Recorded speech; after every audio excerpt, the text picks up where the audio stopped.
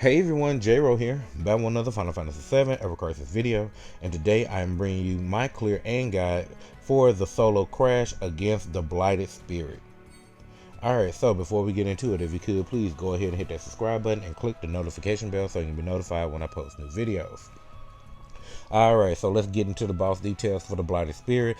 Weak and resistant to nothing. Recommended sigil to bring is X Sigil. It is a terrestrial type.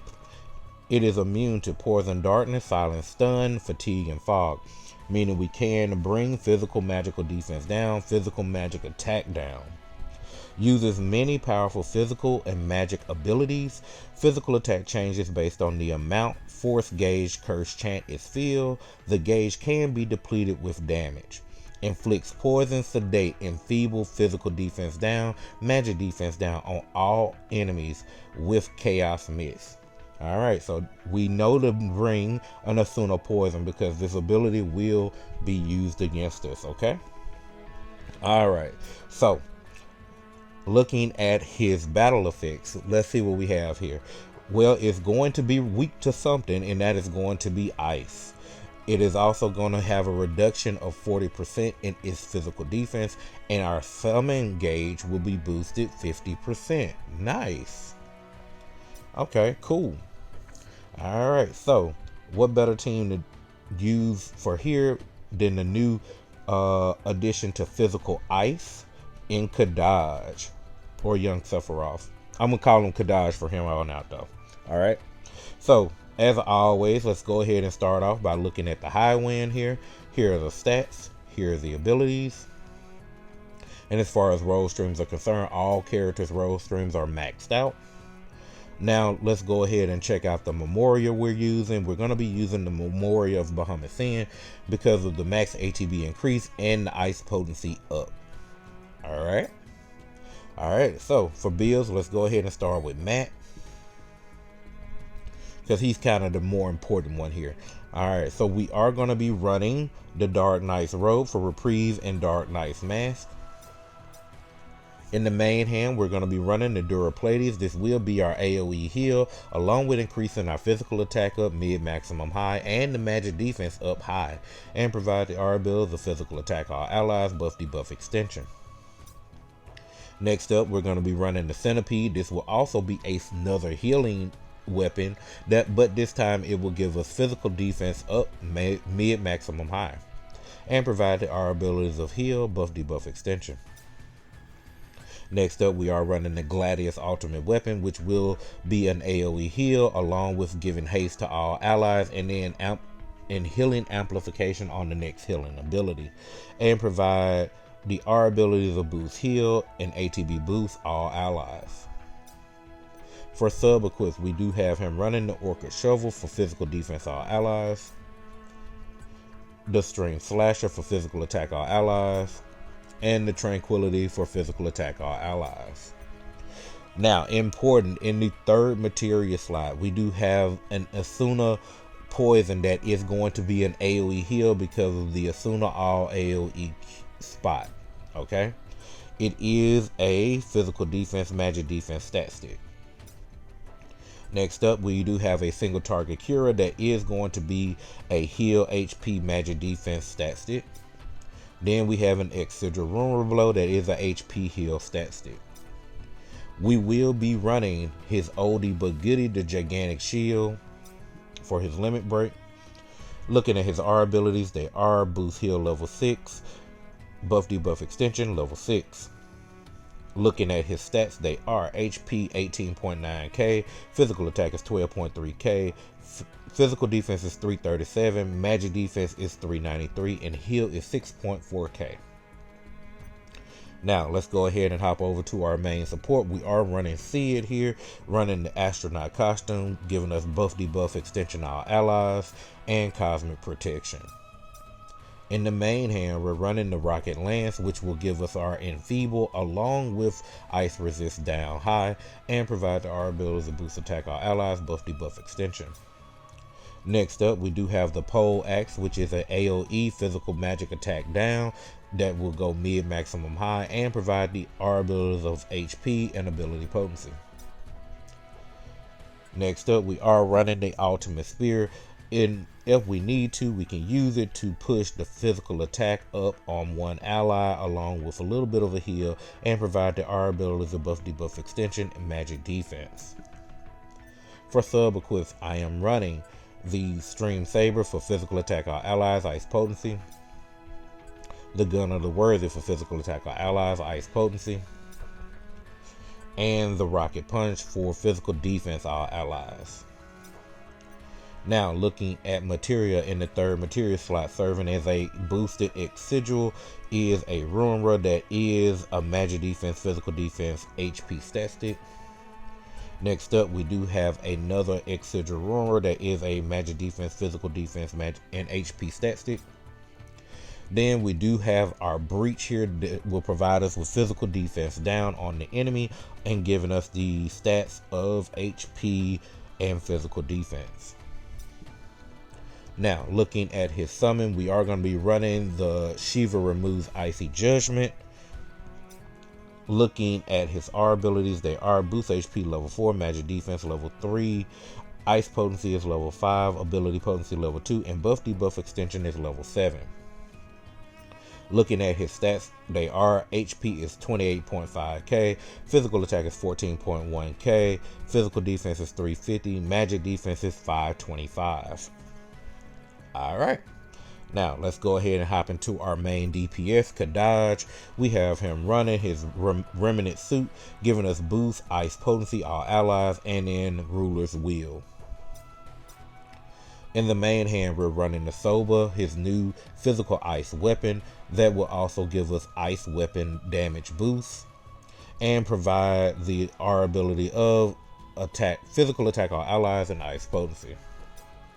Next up, we do have the Blade of the Worthy, giving us our exploit weakness and providing the R abilities of boost attack on allies and ability potency.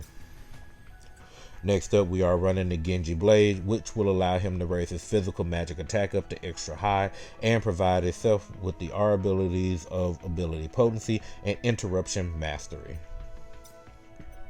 For sub equips, we are running the Blade of the Ruin for physical attack, ice potency.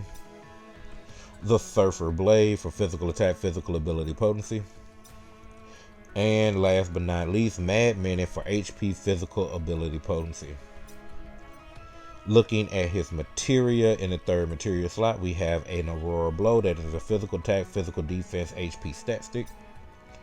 We have a Blizzard Blow that is a physical attack, physical defense, ice potency stat stick. And the same goes for the second Blizzard Blow as well. And because he is our ice DPS, we are going to be running Shiva's Diamond Dust. Looking at the R abilities, they are Boost HP level 3, physical attack level 6, ice potency level 7, physical ability potency level 7. Here is a shot at all of the party-wide R abilities in one spot. Take a pause on those if you need to. Now, looking at Kadaj's stats, they are HP 27.3k, 27.2k, sorry. Physical attack is 19.8k, physical defense is 296, magic defense is 311. Alright, so the one character, if I had to choose one to mimic the stats of, to say the minimum requirement to survive here is, it would be Kadaj here, young Sephiroth. Because like I did say earlier in the boss details, this boss does do physical abilities and magic abilities, so you gotta be able to tank both, but you also gotta be able to have enough DPS to knock out its force gauge. We will get into all of that during the battle, okay? Alright. Well, without further ado, let's go ahead and jump in and get the solo crash clear against the Blighted Spirit.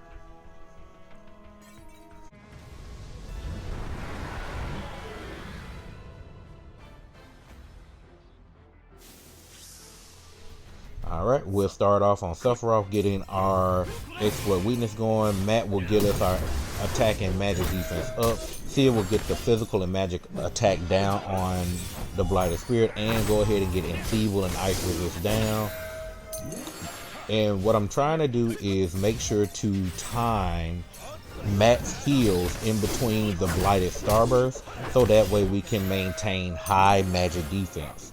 Watch this last cast. I'm going to wait until the name shows up and cast it, and that way it casts fully before we go into defense mode there. Alright, tanking the Rare Calamity with no issue. Next up is the physical part of this battle, where he will put a veil up and start doing the Hammer of Torment or Judgment. Yes, Hammer of Torment. So this is where you have to have enough DPS set. So now I'm going to make sure to start doing damage here. I'm going to make sure to get our physical defense up with Matt. And then I'm going to go ahead and do Icy Judgment in combination with Diamond Dust to take a chunk out of the veil, but also to raise Sephiroth's ice damage up, and then also to give him that ice amplification for the next attack. So you will see this gonna crack that veil with no problem here, and actually the bar as well. From here we're just gonna do damage and make sure that we have attack up and everything, and be prepared to tank the Hammer of Torment.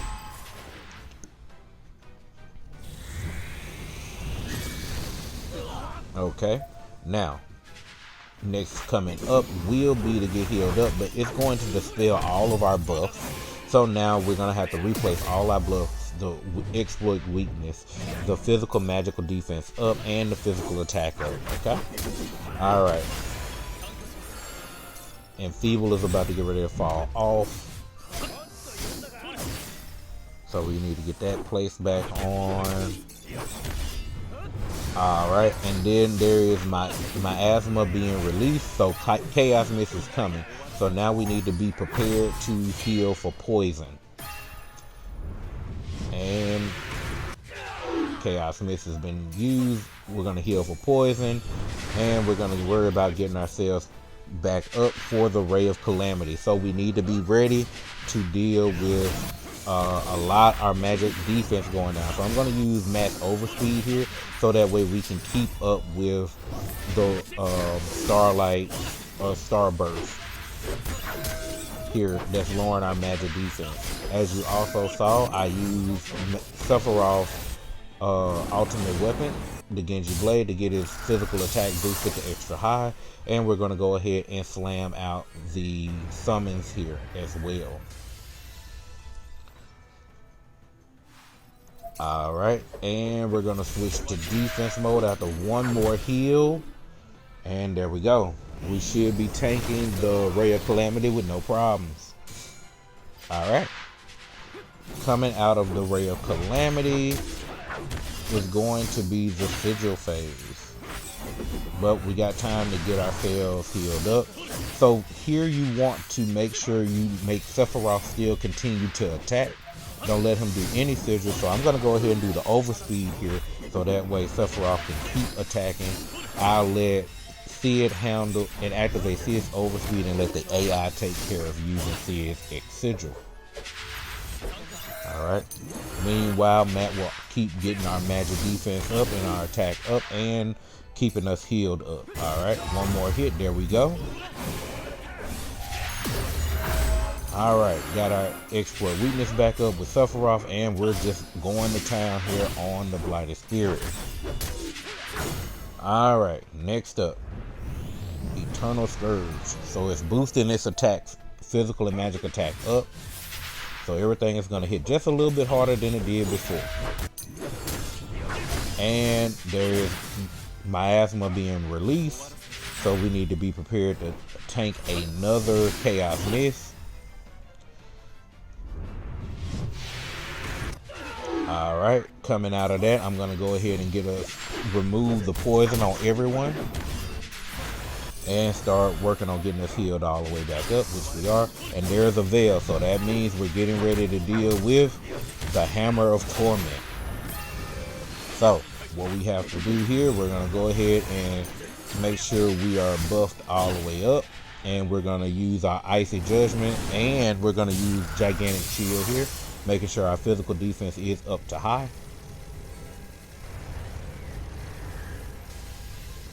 Alright, got a good chunk of that out the way.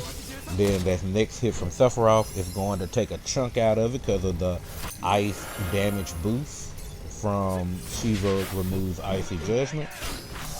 Alright. Look like we got plenty of time to take out the rest of that bar. There it is. The bar is down, so that remove that secondary physical attack up. Just gonna make sure we're staying healed up in the meantime. Making sure that physical defense, physical attack, and magic attack is down with Cid. And here's the Hammer of Torment. And we survived. Alright. Gonna get healed up here because we don't want to die. We're very close here. Alright.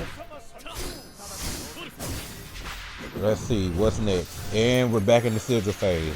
Same process. We'll let Cid handle taking out the sigils while Sephiroth will focus on doing damage because it looks like this is the final blow.